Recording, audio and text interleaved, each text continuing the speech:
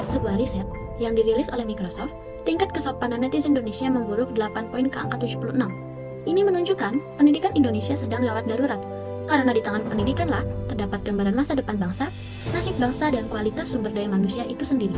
Terlebih lagi, di era teknologi yang semakin maju dan canggih, manusia kian mengalami kemerosotan. Menurut UNESCO, pada 2016, minat baca Indonesia hanya 0,001.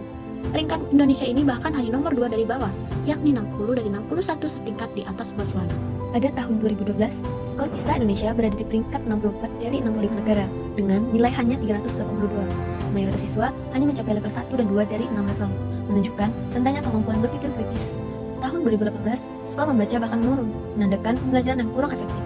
Untuk menjawab tantangan ini, kami dari UNHM mengembangkan modul berbasis deep learning melalui Platform EduCanva, sebuah modifikasi dari website Canva. Modul ini dirancang agar pembelajaran teks argumentasi menjadi lebih interaktif dan efektif. Website EduCanva atau website berbasis Canva yang kami rancang sedemikian rupa supaya menjadi media pembelajaran yang dapat dimanfaatkan dalam pembelajaran secara daring maupun luring di dalam kelas. Pada bagian awal atau beranda, peserta didik disambut dengan kata sambutan, kemudian dengan pengumuman, kemudian jadwal pelajaran. Lalu yang kedua adalah sumber belajar, di mana peserta didik dapat mengakses beberapa sumber belajar, mulai dari buku paket, materi guru, dan juga beberapa contoh dari teks argumentasi.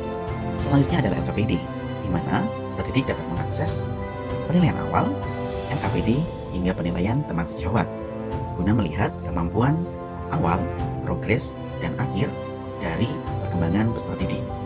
Selanjutnya adalah evaluasi, di mana peserta didik diarahkan oleh pengajar atau guru untuk melakukan evaluasi setiap akhir pelajaran berakhir, guna melihat sejauh mana pemahaman peserta didik terhadap teks argumentasi. Selanjutnya adalah permainan, di mana peserta didik dapat mengakses beberapa kuis yang sudah disesuaikan dengan beberapa tingkatan, mulai dari mudah, sedang, hingga sulit. Terdapat juga laman Padlet untuk berlatih peserta didik dalam menyampaikan argumentasinya. Yang terakhir adalah literasi, di mana peserta didik dapat mengakses halaman literasi untuk melakukan kegiatan literasi, di mana pada halaman ini akan dikaitkan dengan beberapa bacaan, baik buku paket, buku cerita bergambar, maupun novel.